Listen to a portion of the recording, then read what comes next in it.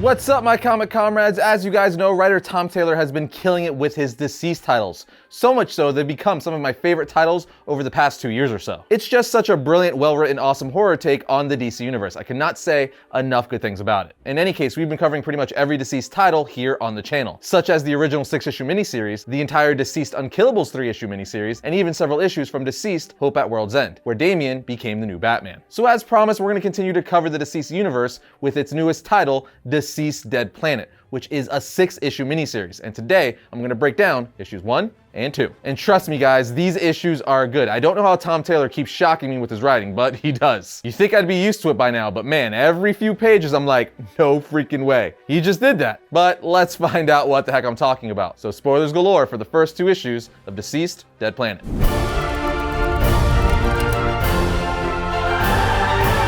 Issue 1 starts off with pretty much recapping what has happened over the course of the DCeased continuity. It literally says, we lost. We lost our heroes. We lost our world. We lost so much. We didn't think we had anything left to lose. We were wrong. As we see pictures of infected heroes like Batman, Wonder Woman, Superman, Green Lantern, Flash, and Aquaman. You know, the founding members of the Justice League. The comic then cuts to the Oblivion Bar, where we see John Constantine drinking alone, as captions are saying, survivor's guilt. It's a nasty thing. It worms its way into your soul and sticks there. And no one embodies survivor's guilt as perfectly as John Constantine. He literally spent his nights there drinking with the ashes of his best friend. That's right, his best friend, Chas Chandler, got infected by the anti-life equation. So John was forced to set him on fire. Anyway, as John was drinking away his guilt and depression, Zatanna comes in saying, the world is depressing enough. You shouldn't be drinking alone. And he responds, I'm not. I'm never alone, as we see ghosts of his former colleagues in the bar with him. The comic then tells us that John Constantine was never big on sacrifices. He'd sacrifice others for the greater good, but he'd always avoid being that guy. However, Cyborg was that guy. He stayed behind as millions evacuated Earth. It existed in him, so he felt it was too dangerous for him to flee with the other survivors. He thought he was too much of a threat. So eventually, an infected Wonder Woman rips off his head, but he was a living computer, the pinnacle of Apocalypton in Earth technology, and he miscalculated. You see, he didn't die, and his head was just forced to watch the world tear itself apart. So for 5 years, he searched his system for a way out. And eventually he found his friend had betrayed him. He found a secret tracker buried deep inside of him by the Batman, and he turned it on. He then modified this tracker and made it into a signal, and then boosted that signal to a new world. We are then taken to Earth 2, where the Justice League are currently under attack from an alien empire. And what's crazy is this is 5 years later, so Jonathan Kent, Damian Wayne, and Cassidy and so on are older. Meaning John is officially the new Superman, Cassie is officially the new Wonder Woman, and Damian is still Batman. He's just older because remember, he became Batman right after his father died. And I gotta say, Damian is a great Batman in this, and him and John's relationship and back and forth is amazing. For instance, when Damian infiltrates the alien ship, John goes, okay, remember, we just want to talk to them. Damian says, sure, while kicking an alien straight in the face. To which John says, what was that thud? Damian responds, nothing. And John says, it sounded like a boot to the face. We then see a close-up on Damian saying, stupid super hearing, with John replying, I heard that. Their relationship is awesome and has always been amazing. If you haven't read Super Sons, read it. Long story short, Damian is trying to rip these aliens a new one, but John comes in interrupting, saying to the alien, I don't know if the translator can express the concept of a cliche, but I'd like to take you to our leader. And we find out that leader is now Lois Lane, more specifically,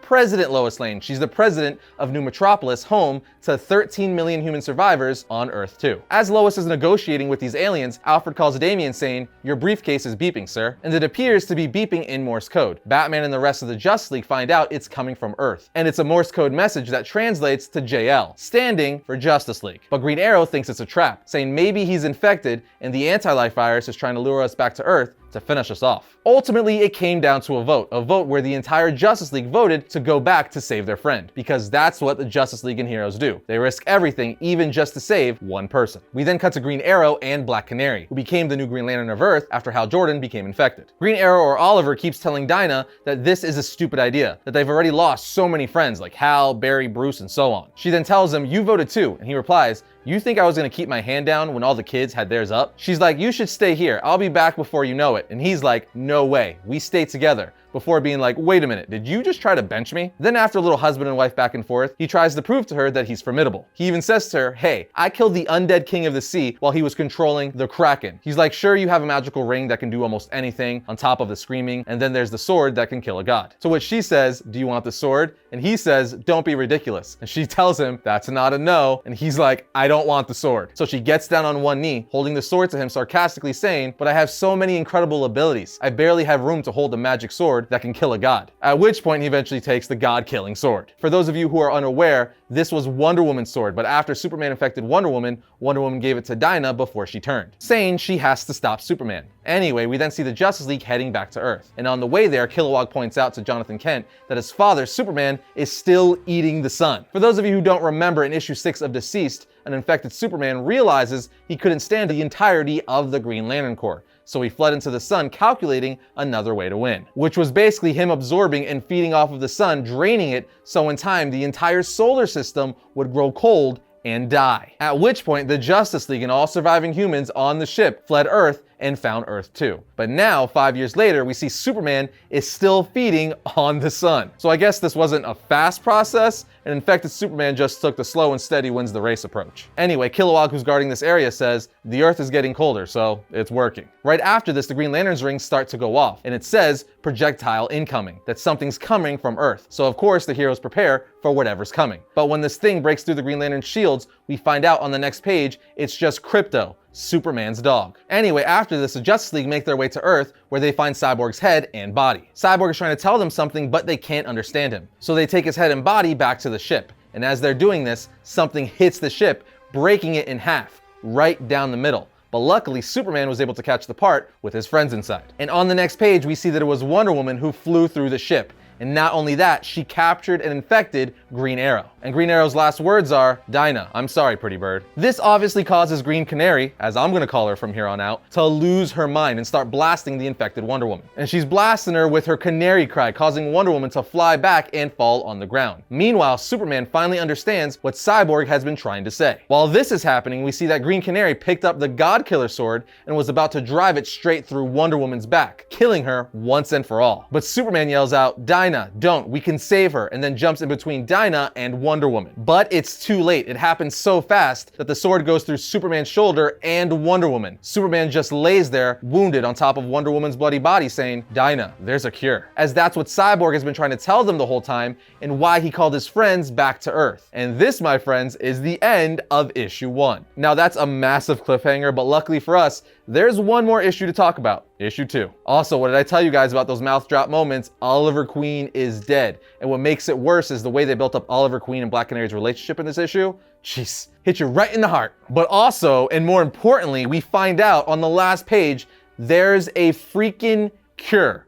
With that, let's jump into issue 2. Issue 2 starts off with Roy Harper, aka Arsenal, trying to save people he's protecting from a horde of infected by telling them to get into the bunker. He then tells them all to get ready to barricade the doors, and then zip lines down from the roof and lands next to a little girl, who says, Mr. Arsenal, are the monsters gonna get us? He replies, it'll be okay, Gracie. We'll wait them out like always. I won't let them reach you. Go inside. But out of nowhere, one of the guys there screams out, Roy. And as Roy looks up, he sees it's the infected heroine, Fire. And she blasts him with green flames, killing him on the spot, while Gracie looks on horrified as her friend and hero is melting before her. And as Gracie looks on terrified in tears, John Constantine and his Shadow Pack arrive behind her, saying, all right, let's kick this equation in the ass. If you didn't know, Shadow Pack has been around for a long time in DC. They're a dope yet pretty unknown team unless you're a die-hard DC fan. In any case, this incarnation of the team consists of Constantine, Zatanna, Red Hood, Ragman, Blue Devil, Detective Chimp, and Ravager. The Shadow Pack then start attacking the Blighted Ones, with Detective Chimp ripping off arms,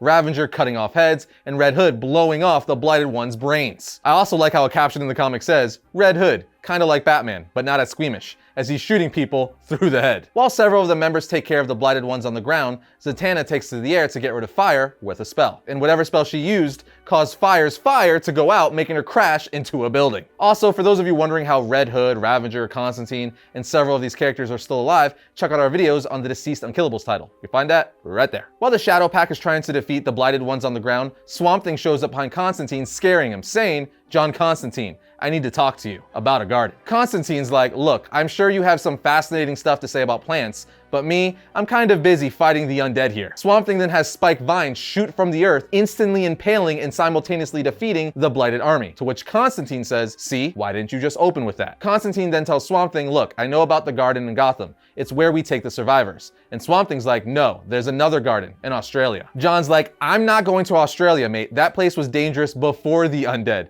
I'm not going to survive the end only to step on a stonefish or have my brain eaten by a drop bear. Swamp Thing responds by cursing at him, which shocks the whole team. They're all like, whoa, did Swamp Thing just... And Constantine's like, yeah. Zatanna says, that's new. And Constantine replies, yeah, I'm kind of proud of that. Swamp Thing then says there's two gardens, Poison Ivy's garden of Gotham and another which I am cut off from. The other is screaming, crying out, I cannot ignore it anymore. There are humans there. If you'd like them to survive what I have to do, I believe you should come with me. So they do. Meanwhile, back at Poison Ivy's garden in Gotham, we see Cassie, now Wonder Woman, bring John Superman's body to Dr. Fate and Mary Shazam, asking for their help to heal him. As remember, he was stabbed in the previous issue by Green Canary. We also get a nice back and forth between Jason Todd and Damian Wayne, and this is the first time Jason has seen Damian since the virus started. And Jason is incredibly happy to see him, saying, your father made a lot of very bad decisions, but making you Batman is not one of them, as the two hug. Green Canary then tries to bring an infected Green Arrow into the garden inside of one of her energy constructs, but Poison Ivy's like, nope, not gonna happen. I will not risk the lives of all the people here so you can cling to a corpse. To which Canary says, fine, then we'll go. But Hawker, holding Cyborg's head, says, he's not gone. There's a cure. And Harley says, a cure? Jason Todd then says, we've destroyed every carrier of the anti-life equation we've encountered for the last 5 years. And Ravager says, including friends and family. Harley jumps back in saying, they could have been saved. Everyone killed could have lived. And Damian says, you had no way of knowing. None of us did. Ravager then asks Cyborg what the cure is. And he says, I spoke to the anti-life equation, but all it said was the cure was inside me. And Dr. Fate says, we have access to magic and science, and now we have hope. We will find the cure. This of course makes Cassie very sad, telling Damian, Wonder Woman was gone. I dealt with that. To watch her, to lose Diana twice like this, and Damian looks at her saying, I know, I'm sorry. Whatever you need, I'm here for you, as he takes off his cowl and the two kiss. We are then taken back to Australia, where Swamp Thing has taken the Shadow Pack, or at least several members of the Shadow Pack. We then see the Australian bunker there and learn that the garden is screaming for help, surrounded by a ring of fire and a moat of blood, and a few thousand undead. Constantine is like, Zatanna, can you use your magic to lift us up over the anti-living in the blood moat? And then I'll create a gap in the hellfire. So Zatanna does, and as they're flying over the undead and the blood moat, Ragman says, the blood moat, it's shifting. And Detective Chimp says, it's not blood. Ragman's like, what? Detective Chimp says once again, it's not blood. It's the Plastic Man. That's right, it's a blighted Plastic Man. Plastic Man then starts taking form, creating giant spikes, impaling each of the members like Ragman, Blue Devil, and even Zatanna. And we're not just talking about impaling through the stomach or chest, he's impaling people through their throats, their eyes, and nostrils.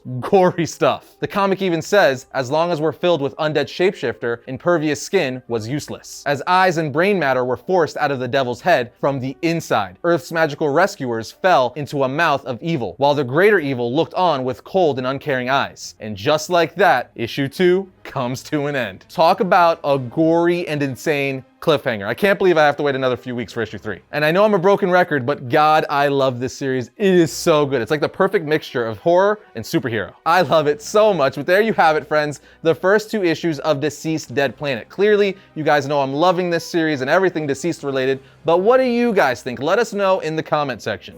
And just like that, my comic comrades, that brings today's episode to a close. But if you enjoyed today's Deceased episode, be sure to check out this one right here. And if you like our channel, subscribe, like, and comment. But I'll see you guys next time when I talk about all things comics.